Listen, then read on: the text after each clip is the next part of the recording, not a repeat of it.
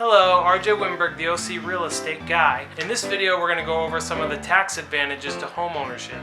If you're watching this video on my website, you can actually read the article below for a few more details on the things we're going to be covering. And also I run through a few examples down there to help clarify everything.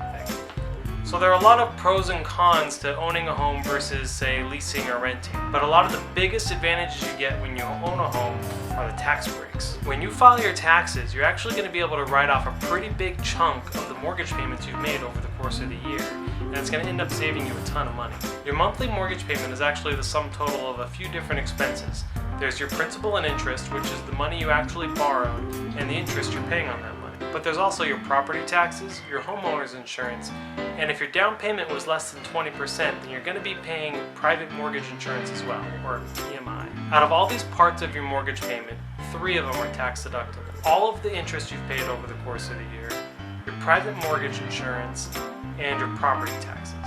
However, there are a few limitations. For a married couple, the interest deduction only applies to loans up to $1 million. Once you go over that threshold, you won't be able to write off all of the interest you've paid. You can typically write off all of your property taxes. However, there are income limitations. For example, if you're a married couple, there's an income limitation of $300,000. So any amount you've made over $300,000, you take 3% of that, and that gets deducted from the amount of property taxes you can claim. For a single filer, it's the same concept, but instead of $300,000 of income, it's $250,000. Private mortgage insurance is entirely tax deductible for couples who made $100,000 or less, or for single people who made $50,000 or less.